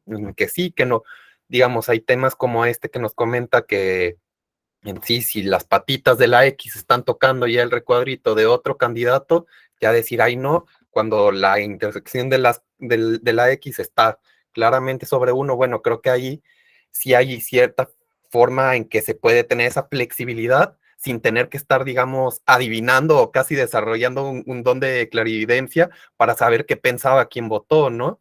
Pero ya tener que interpretar otro tipo de señas que ya son muy particulares y todo sí, como dice, ya hace un panorama muy amplio de más bien tener que estar adivinando qué era lo que decía el que votó, o cuál es su intención, o si nada más lo hizo de broma, pero sí quiere, o a lo mejor lo hace porque no quiere, o si quiere. Entonces, o sea, sí es meterse en un problema. Digo, insisto, creo que estoy de acuerdo en que en momentos sí se superen como esos formalismos que puedan haber, pero tampoco llegar a este punto, ¿no? En el que casi hay que estar leyendo la mente o adivinando o ahí casi con una bola de cristal para intentar saber qué era lo que sí significaba, ¿no? Y sobre todo que la interpretación no termine siendo perjudicial de forma determinante, como en este ejemplo que nos dice, ¿no? Que ahí sería pues un caos lo que se generaría. Oye, José Pablo, hay que recordar también una cosa, que los derechos humanos, por ejemplo, o hay cierto tipo de derechos que se llaman de reserva legal. ¿Esto qué significa? Que requiere un desarrollo legislativo. El problema es que estoy de acuerdo, el desarrollo legislativo, o sea, las leyes secundarias pueden modular cómo se ejerce el derecho al voto. Por ejemplo, te dicen que tienes que tener credencial de elector, que tienes que aparecer en la lista nominal de electores y además tienes que ir a votar a la casilla que se encuentra en la sección de tu domicilio. Digamos, eso es lo básico, con algunas excepciones, ¿no? Evidentemente. Pero la ley modula la manera como se va a ejercer ese derecho. Pues a mí me parece también que debería de modularse cómo debe de ejercerse el sufragio. A ver, si yo voy al cajero automático y pongo mal mi NIP, no me va a dar dinero el cajero, créemelo. O sea, si lo mismo hago un examen del Ceneval, que son esos de tachar numeritos, si lo tacho mal, no van a interpretar, no, es que yo creo, incluso hay hasta plantillas específicas para que no te salgas y no puedas, bueno, el asunto es que también como tribunal hay que tener cuidado con qué tipo de puertas abres, porque después no las vas a poder cerrar y puedes llegar a generar otro tipo de problemas. Mejor tomar ciertas decisiones, saber que se emita alineamiento por el instituto correspondiente de cómo se debe votar, punto. Y métele una campaña importante para educar a la población. Decíamos que es como la pirámide, ¿se acuerdan? La pirámide en esta figura, las personas que no quieren entrar a la figura son aquellas que no quieren respetar las leyes. Los que estamos en la parte bajita así de la figura, o sea, ya dentro de la figura, somos aquellos que respetamos la ley, pues porque hay que respetarla y punto, ¿no? O sea, si me la cambian, qué bueno, y si no, pues, o sea, hago lo mínimo nada más. Pero conforme voy avanzando, voy subiendo a llegar a la mitad, ¿no? Un poquito abajo de la mitad, significa que empiezo a tener sentido común de cómo funcionan las cosas. Y cuando llego a la mitad es porque tengo un sentido común refinado de las cosas. Esto significaba, pues, que lo que creo que ya platicamos con ustedes de lo de la limpieza, ¿no? De la nieve afuera de casa, ¿no? ¿O no? Sí, ¿no? ¿No? ¿No? ¿No? ¿No lo platicamos? Dice José Pablo que sí lo platicamos, se me hace que Hasse y no estabas ahí. Bueno, imaginemos brevemente, nada más como para que no me quede yo con la idea. A lo mejor, si ya lo dije y se lo recuerdan, me avisan y ya, paramos, ¿no? Resulta que José Pablo vive en una ciudad donde está cayendo una tormenta de nieve, ¿no? Y lo que hace es levantarse a las 5 de la mañana para limpiar la cochera y tal cosa, ¿vale? Y por otro lado está el que aparta espacios en una banqueta, ¿no? Con botes, botellas de agua y tal cosa, ¿no?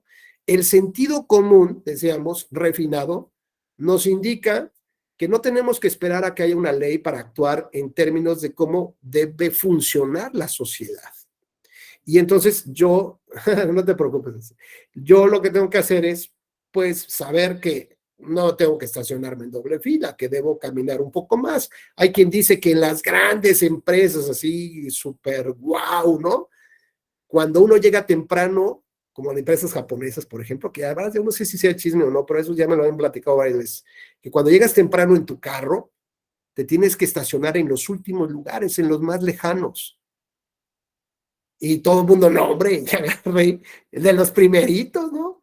No, pues la gente se estaciona en los últimos lugares para permitir que los que van llegando más tarde puedan tener más cercanía de la entrada, porque algún problema han de haber tenido.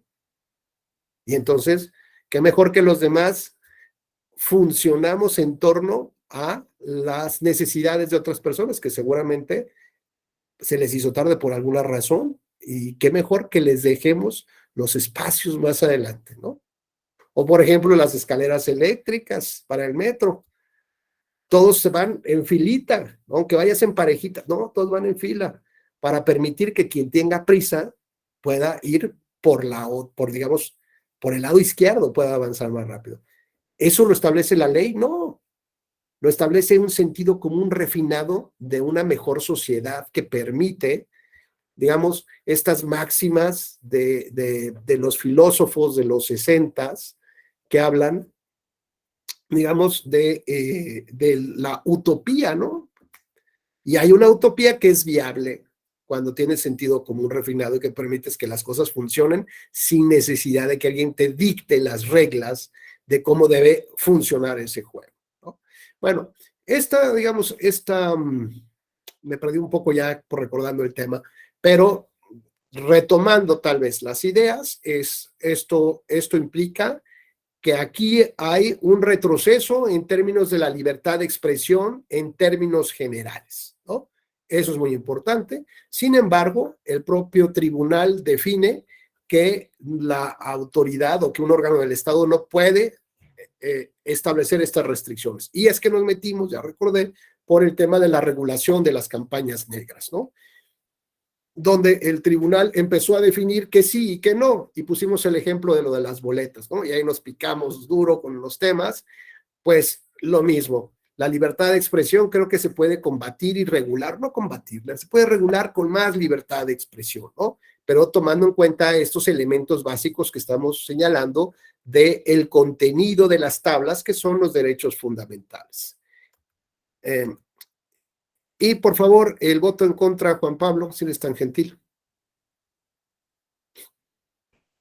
Sí, claro, doctor. Quería compartir un antecedente en el Estado de México, ¿Sí? en la elección del 2018, donde justo Un segundito, déjame prenderle la luz porque ya casi no veo y conecto mi compu. Dame un segundito.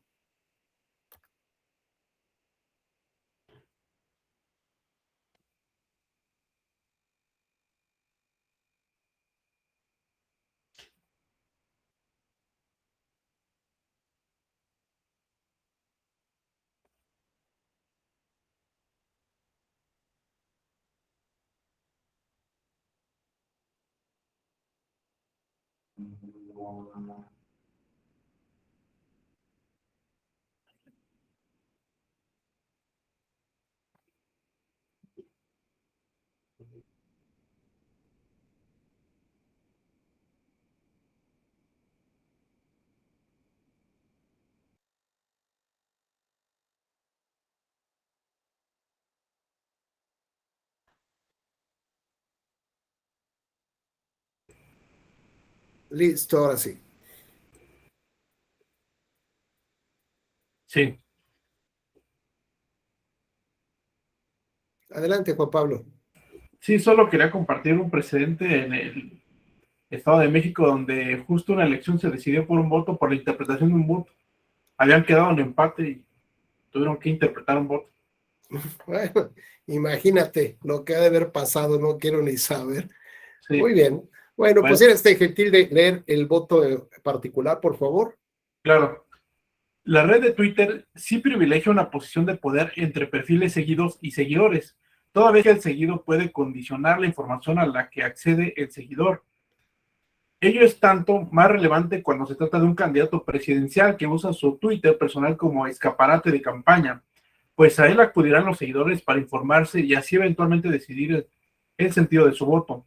El bloqueo de seguidores por parte de un candidato presidencial sí afecta el libre intercambio democrático y el acceso a la información para garantizar una participación política informada.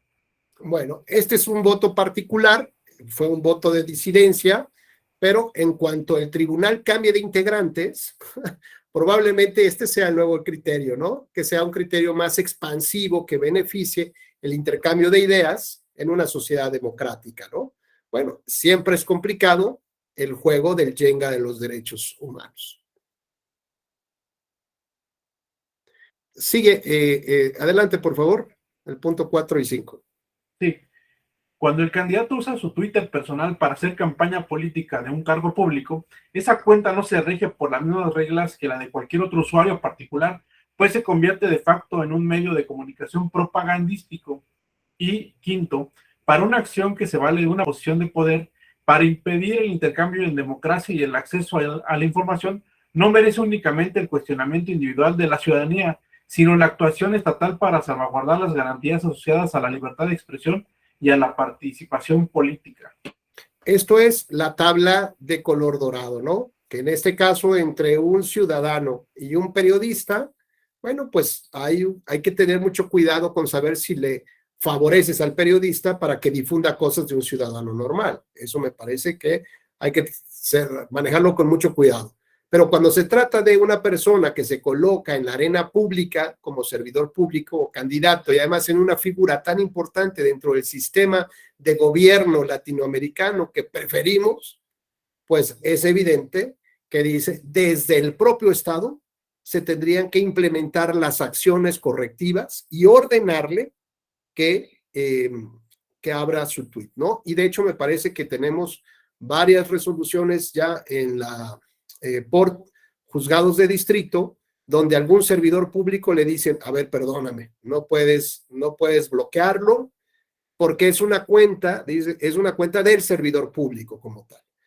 No sé si se ha alegado esta parte de lo personalísimo, pero ponemos el caso que nos decía, creo que Adilén, si mal no recuerdo, ¿no? Bueno, ¿qué pasa si puedo segmentar y poner mi cuenta pura, ¿no? Bueno, pues eso habrá que modularlo, habrá que resolverlo en su momento.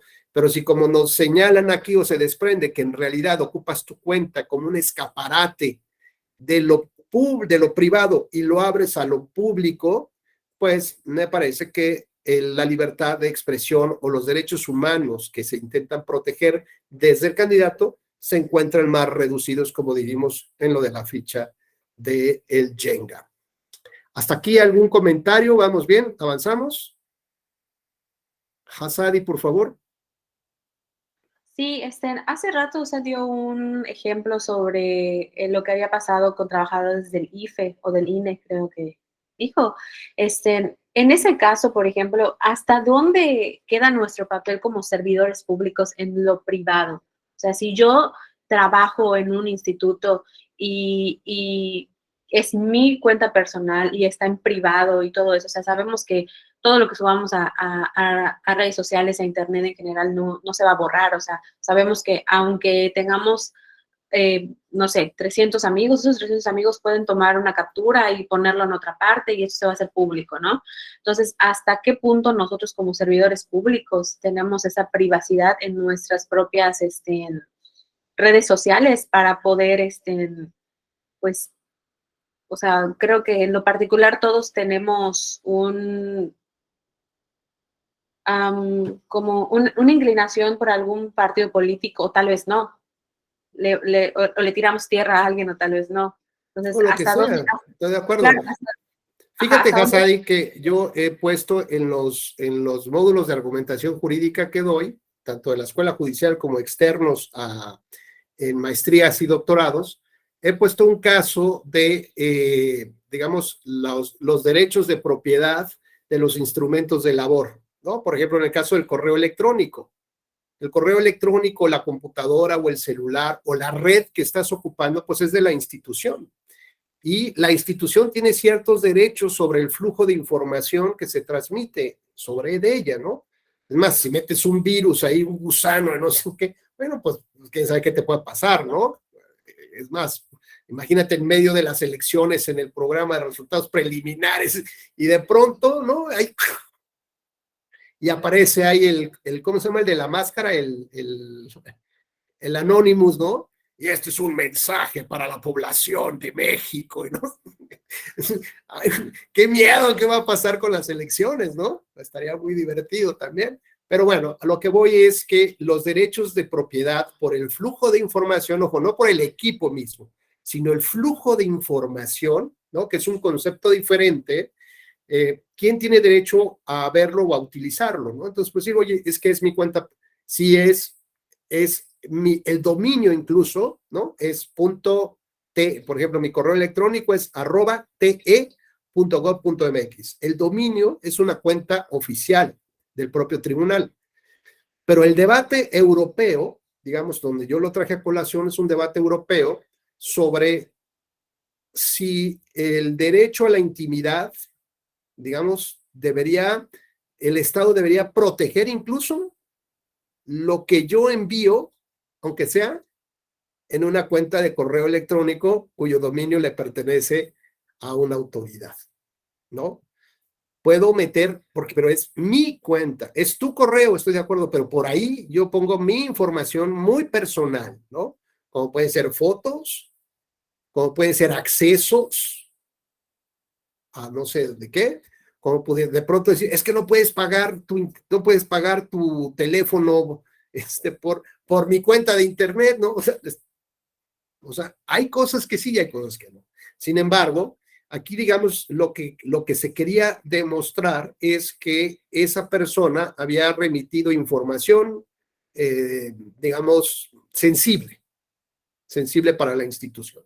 Entonces, se alegaba, sí, o sea, ¿quién tenía el derecho si la empresa tenía el derecho para abrirle la cuenta y de ver qué era lo que tenía o no lo tenía? Y el otro alegaba que era una violación al derecho a la intimidad. ¿Cómo se resolvió? Favorablemente al derecho a la intimidad. Desde la óptica del artículo, digo, no fue caso mexicano, pero desde la óptica de la protección de los derechos humanos. Y rápido les ponía yo el complejo caso que tenemos de acuerdo a las visiones del mundo del derecho, ¿no? Por ejemplo, tenemos una visión que nos queda claro, porque lo dice el artículo primero constitucional, que todas las autoridades, todas sin excepción, tienen que estar preocupadas, ¿no? Antes de tomar su tacita de café en la mañana, vaya, antes de lavarse los dientes, ya tienen que estar pensando cómo van a mejorar la vida de las personas en términos del Jenga de los derechos humanos. ¿Cómo van a hacer para subir al siguiente nivel? A eso deben de dedicarse y también a gobernar, por cierto, ¿no? Pero eso, digamos, es prioritario para el gobierno, que se dice que respeta el tema de los derechos y que además se lo ordena el artículo primero, no el 2, ni el 3, ni el 4, el primero. O sea, no hay que leer toda la Constitución, nada más el primero. Bueno, pero digamos que la historia, ¿no? Nos pesa como la piedra al pípila, ¿no? La historia y las evidencias de cómo se enseñó el derecho durante siglos, la tenemos aquí a cuestas todavía, a partir de cierto tipo de formalismos jurídicos. Y a esto voy con lo siguiente. Dijimos que hay 3 formas en que se restrinja o se relativice el ejercicio de un derecho humano. Primero, por la oposición de otra tabla, que es otro derecho humano, como el del candidato. El segundo, el interés general, como en el caso de medidas para disminuir el contagio COVID en la pandemia. Y el tercero, permítanme.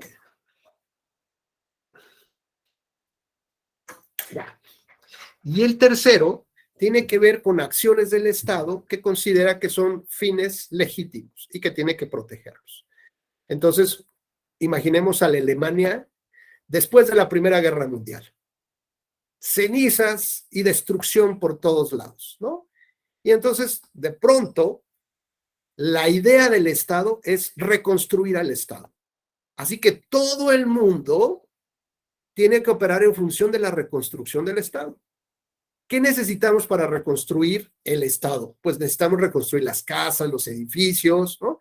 necesitamos obreros también, porque estos seguimos en guerra, necesitamos pues que vayan a trabajar a las armadoras, ¿no? Bueno, a las fábricas de armas, por ejemplo.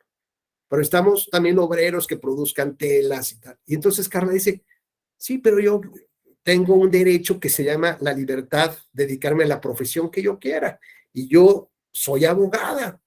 Entonces Carlita Denis dice, Estado, por favor. Y el Estado dice, Carlita, perdóname, hay un fin legítimo y estoy restringiendo tu derecho fundamental. Te vas de obrera. Oye, pero te vas de obrera. O de albañil, tú escógele.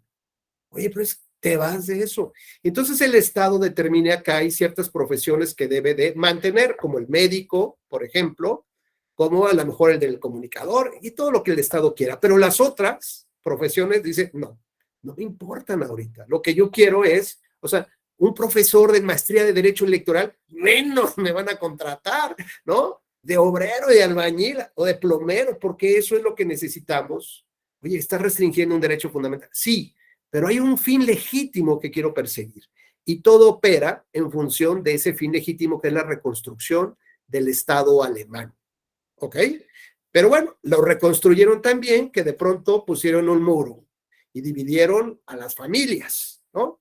Y resulta que hay una, digamos, una normativa que es comunicada, ¿no? Con este principio de la máxima publicidad, que nadie se le olvide, y si no, ahí están los muertos para recordarles que todos aquellos que se quieren brincar el muro, pues es casi una sentencia de muerte. Van a dar 2 tiros al aire como aviso de que al tercero, pelas, el siguiente va a tu cuerpo. Y tenemos el caso de los centinelas alemanes, que es, digamos, es un caso típico, tradicional, ¿no? Que se ocupa mucho para el análisis de la argumentación jurídica. Y estos alemanes fueron juzgados porque 2 cuates se brincaron, les dispararon, ¿no? Al aire, no se detuvieron y los mataron. Por la espalda los mataron. Entonces, cuando analizas un poco la sentencia que los libera de cualquier responsabilidad, dice, pues es que estaban cumpliendo una normativa del legislativo. ¿Ok? O sea, es un deber de obediencia en términos de una ley. Los soldados pueden apartarse del cumplimiento de la norma, o los jueces pueden apartarse del cumplimiento de la norma porque consideran que es injusta. Pues ahí empieza a complicarse el tema de la validez del derecho y lo justo o no que pueda ser el derecho. Y entonces se enfocan en el análisis de decir, bueno, ¿esto correspondía a un fin legítimo del Estado? Sí. ¿Por qué? Pues porque este tipo de normativas, o sea, el que alguien se escapara, se brincara la barda, ¿iba a afectar al Estado alemán? O sea, ¿iba a sangrarlo? ¿Iba a robar sus tesoros, su cerebro? Obvio no. ¿Qué daño le podía ocasionar? Bueno, pues en términos de la reconstrucción del Estado es, todos se quedan aquí y nadie se puede ir.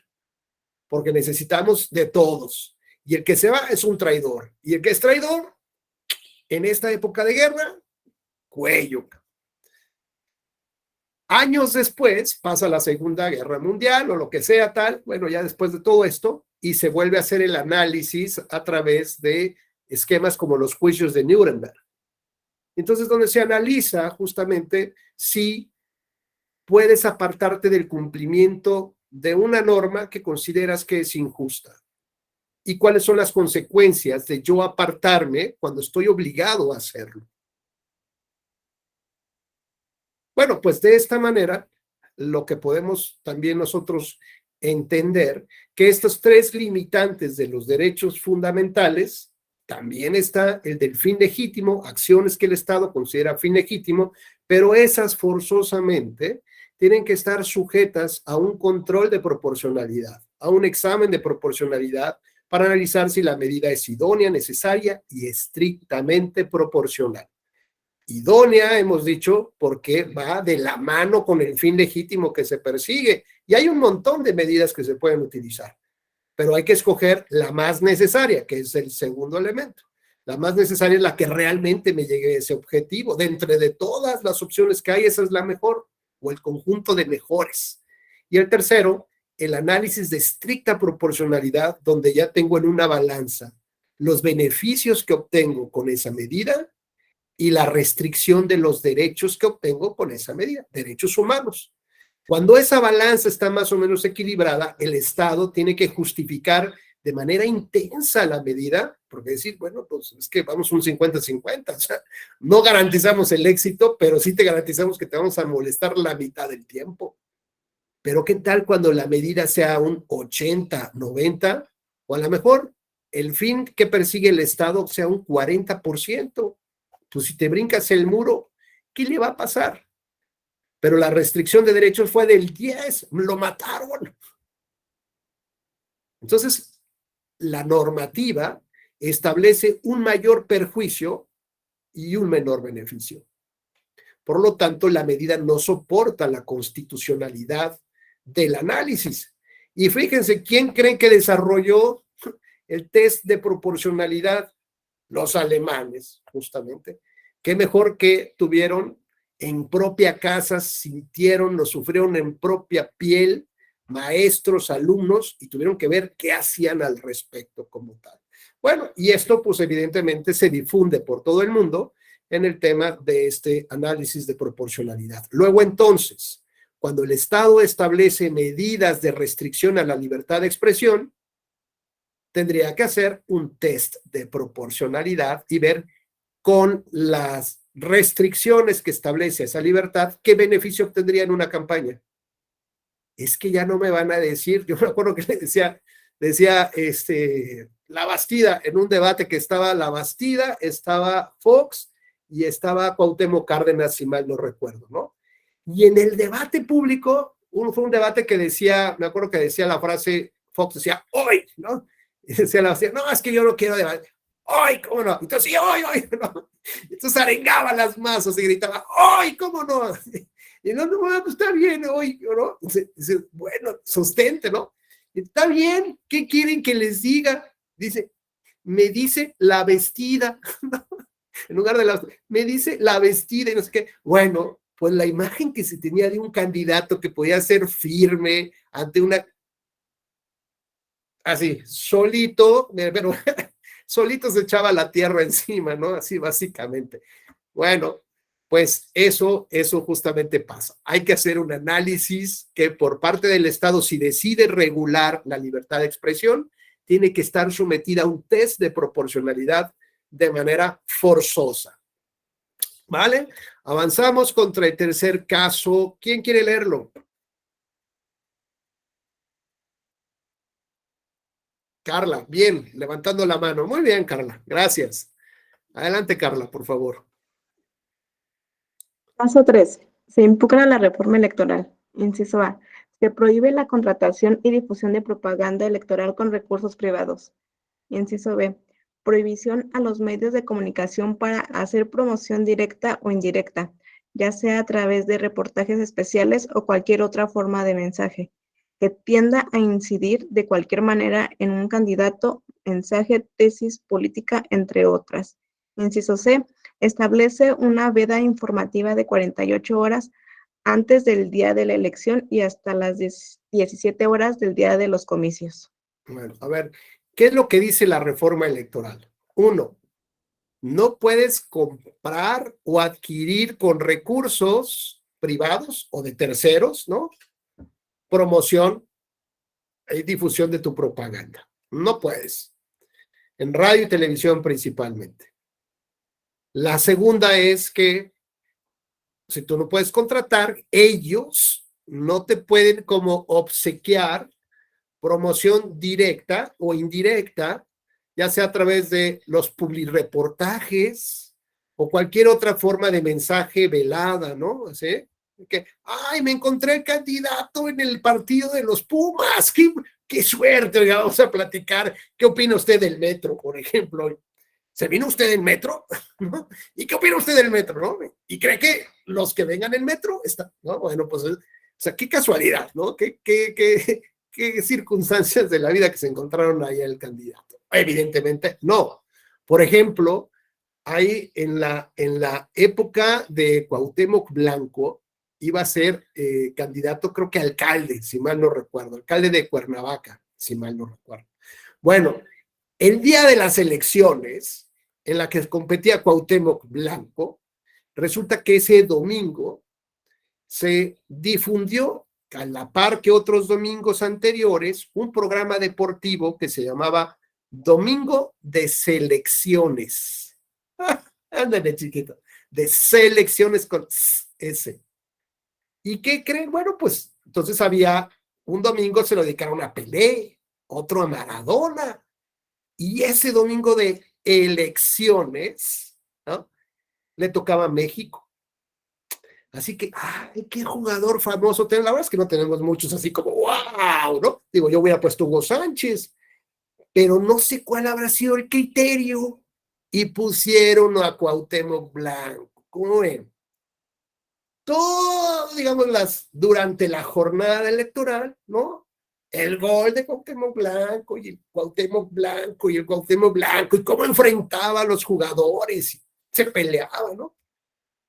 Qué casualidades de la vida, que ese día había elecciones con Cuauhtémoc Blanco como candidato.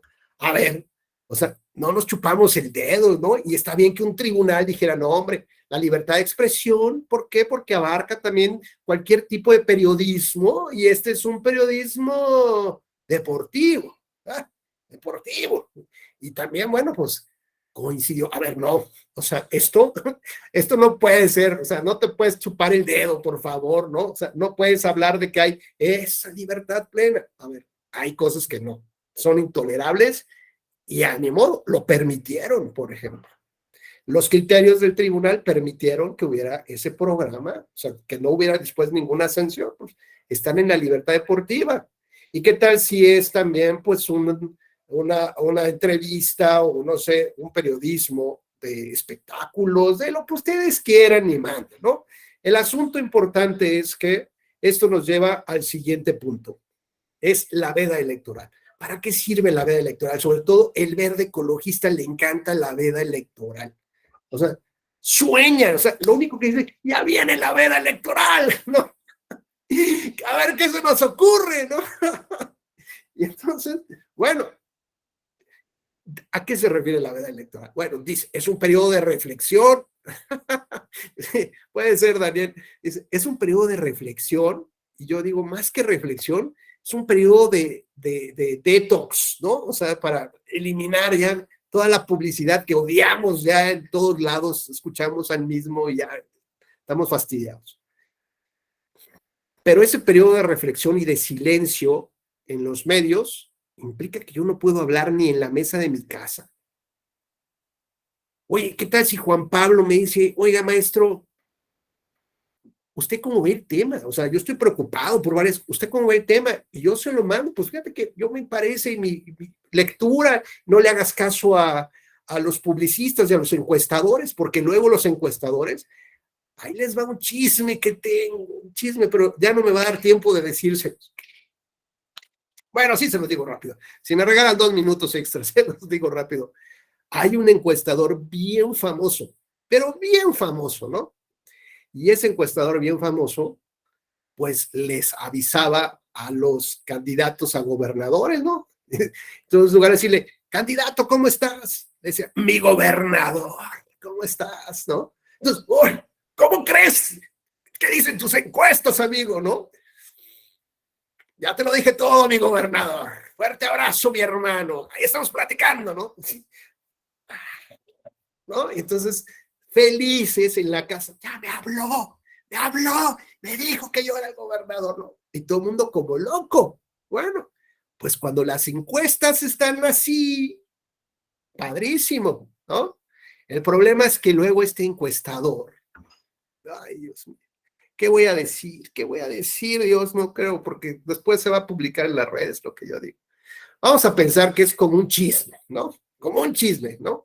Dicen por ahí, imagínense en un país que no es México, ¿no? De ninguna otra elección, tal cual, le dice el encuestador a una autoridad en el tema, le dice, aquí está la relación de los triunfos, de acuerdo a mi estudio, Ok, interesante. Gracias, señor encuestador, ¿no? Y empieza. Señor gobernador.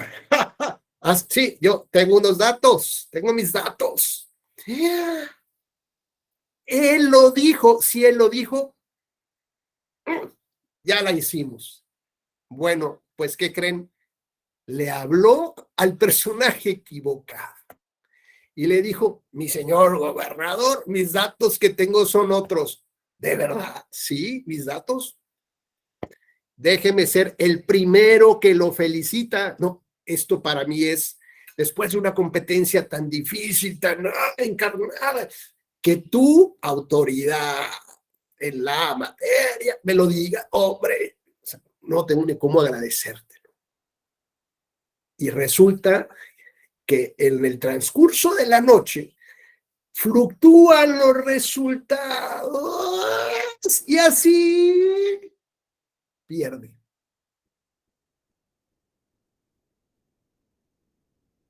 Fraude electoral, claro. Un fraude electoral porque a mí me dijeron, a mí me lo dijeron, a mí me hablaron. Que yo, ¿en qué momento cambiaron las cosas? Y eso, imagínense al equipo de campaña y a este hombre, cómo lo volcó en contra de todo el sistema, de la candidata o el candidata, lo que sea, ¿no?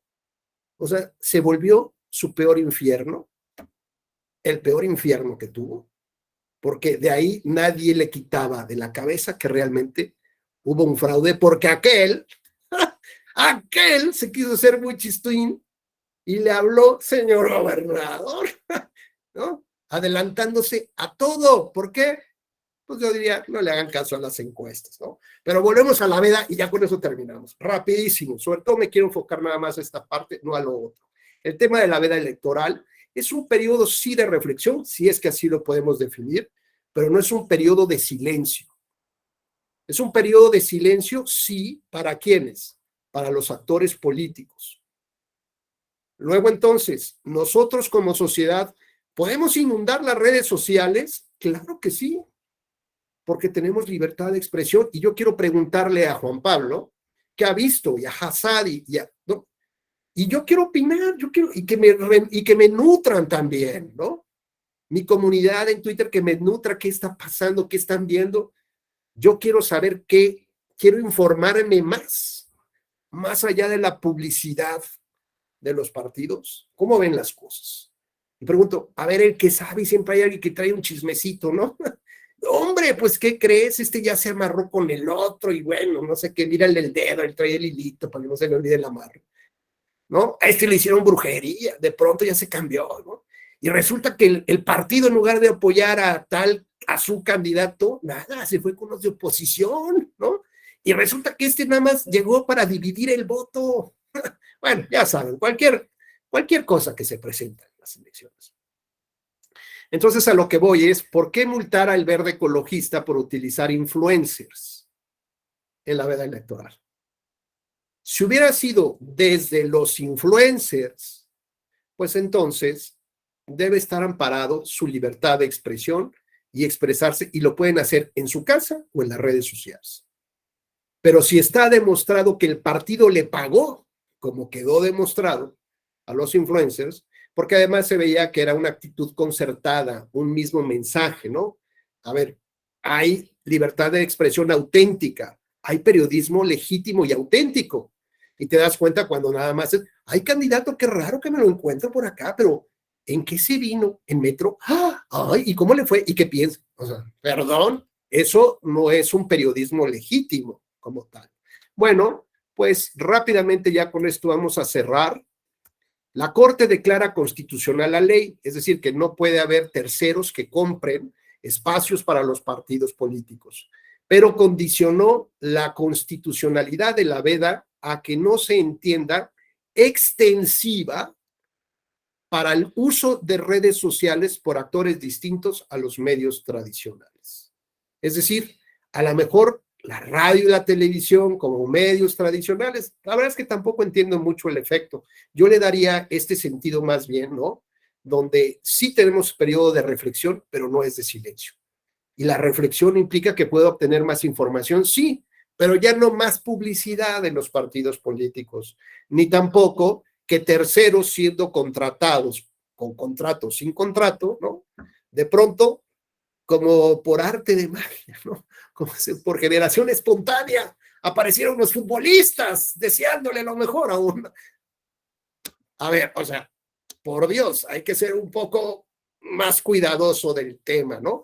Esos temas me parece que sí el tribunal debería de entrar y analizar y decir, esto no es auténtico y no es legítimo. ¿Hubiera sido uno? Sí, pero si empiezas a ver que son 3, 4 y más o menos a la misma hora y el mismo mensaje, ¿no? Pues la verdad es que no tiene sentido. Y no significa que haya un responsable directo, vaya, ¿no? Puede ser que yo les haya dicho a mis cuates, oye, ¿no? Al rato nos arreglamos, pero ustedes aviéntenme esto. Bueno, pues hay que ser más creativos y más cuidadosos. Finalmente declaró la inconstitucionalidad de la frase, decía en la parte de donde los radio y televisión, donde no hay periodismo legítimo como tal, ¿no? Que eso, digamos, lo que prohíbe, dice que ya sea a través de reportajes especiales o cualquier forma de mensaje. Entonces, digamos, este enunciado de construcción abierta provoca ambigüedad y vaguedades, ¿no? Que esto lo manejamos mucho en la argumentación jurídica. Cómo esta frase de construcción abierta puede caber todo ahí. Y en el todo, pues evidentemente pueden cometerse violaciones donde el medio pues quiera hacer dar algún espacio específico que esté permitido en términos de ley, pero sin embargo, como esta norma es abierta, ahí puede caber todo. Y en el que cabe todo en una prohibición, eso no puede ser. Las prohibiciones deben ser expresas y explícitas, ¿no? Con lo cual, esto nos lleva a entender que las interpretaciones que hagamos a las excepciones, es decir, a la restricción de los derechos fundamentales, la interpretación debe ser estrictísima, solamente para los casos y condiciones que la propia ley señale, mientras que el ejercicio del derecho debe de interpretarse de manera, diría yo, por lo menos generosa, amplia, abundante, floreciente. Si se trata de una restricción, la interpretación de la norma debe ser estrictísima, ni por analogía, ni por mayoría, ni por alguna otra razón podríamos ampliar la restricción, ¿no? A no ser el punto exacto y concreto con el lenguaje preciso que se dice, sobre eso tiene que ser. No puede ser un enunciado de construcción abierta porque ahí cabría todo, tampoco. Y cuando la ley, cuando la Constitución establece que digamos que la ley va a regular o modular la manera como se ejerce el derecho fundamental, tampoco significa darle porte, ¿no? Carta abierta para que el legislador termine transformando el derecho fundamental que está en la Constitución en algún churro mal hecho en la ley. Pues hasta aquí quedó mi charla. Gracias por estos momentos, por esta plática. La verdad es que yo me divierto mucho platicando con ustedes, de verdad, fueron muy gentiles en escuchar todas estas locuras. Al contrario, Dani, muchas gracias a ti, gracias Hassadi, gracias Juan Pablo, José Pablo, Carla, Adilén, a todos, la verdad, muchas gracias. Les recuerdo mi red social en Twitter, ¿no? Les prometo que yo no bloqueo. Ahí la tienen, es @ ay Dios, ya me equivoqué, ahí está. Es @ Rubén Becerra, RB de Victoria. Ahí me encuentran en Twitter normalmente, no bloqueo a nadie, salvo que haya calumnias. Bueno, la verdad es que no, es una red social muy, muy tranquila esa cuenta, sobre todo trata de dar información básicamente de los cursos, de la escuela judicial y sobre todo, pues espero que nos volvamos a ver, como diría Rubén Becerra, a la vuelta de la esquina. Muy pronto en otro curso más de la escuela judicial. Muy gentiles, que pasen bonita noche. Muchas gracias, profesor. Tenga muy bonita noche. Gracias, muchas gracias por todo el apoyo. Muy gentil.